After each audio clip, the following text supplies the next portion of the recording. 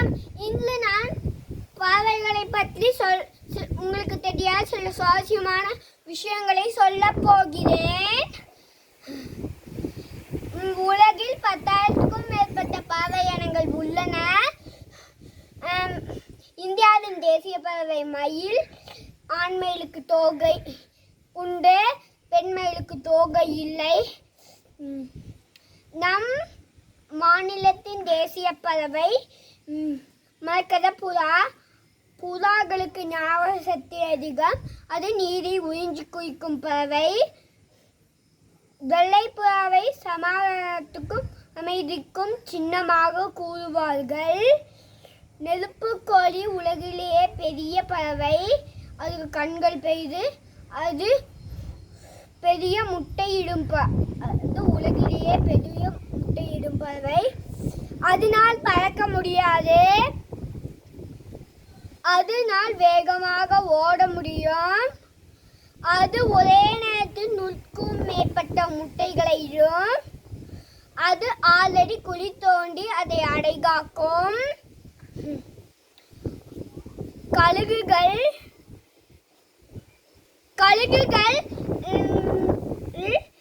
மிக கூர்மையான பாதையை உடைய பறவை.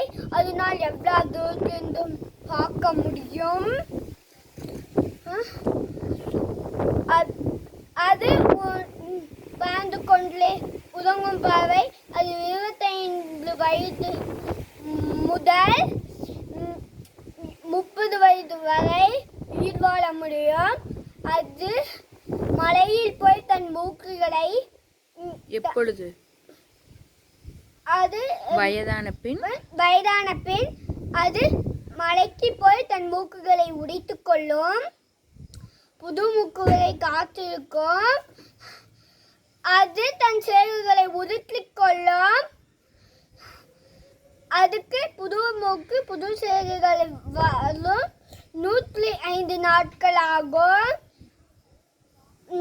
அது திரும்பவும் 25 வருடம் முதல் 30 வருடம் வரை உயிர் வாழ முடியும்.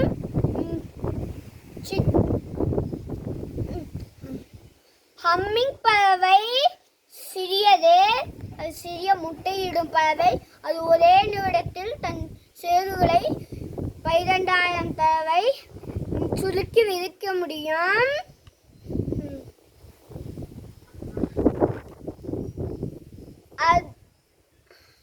பறக்க முடியாத பறவை கீவி.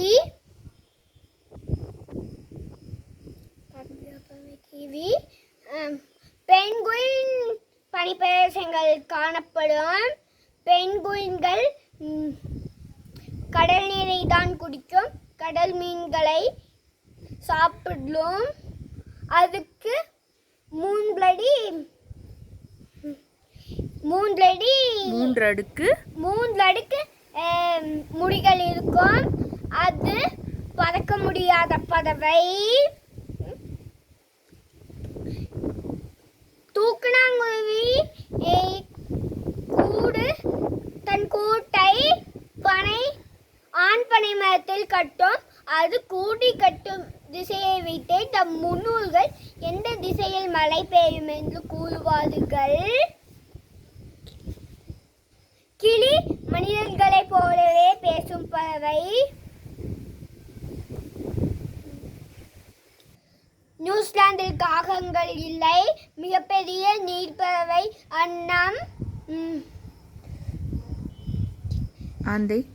ஆந்தைக்கு பகலில் கண் தெரியாது. அது இரவில் அதுக்கு கண் தெரியும். இரவில் வேட்டையாடி உண்ணுக்கொள்ளும். கோழி பாட்டில் போன்ற பறவைகள் முட்டை மற்றும் இறைச்சிக்கு பயன்படும்.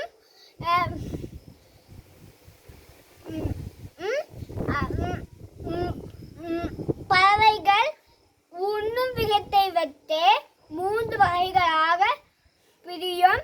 அனைத்துண்ணி, தாவர உண்ணி, மாமிச உண்ணி, பருந்து. 2 உணவுகளை சாப்பிட்டு பழுது காகங்கள் போன்ற நிறைய பறவைகள் இறந்த உணவை சாப்பிட்டு சுற்றுச்சூழலை பாதுகாக்குது.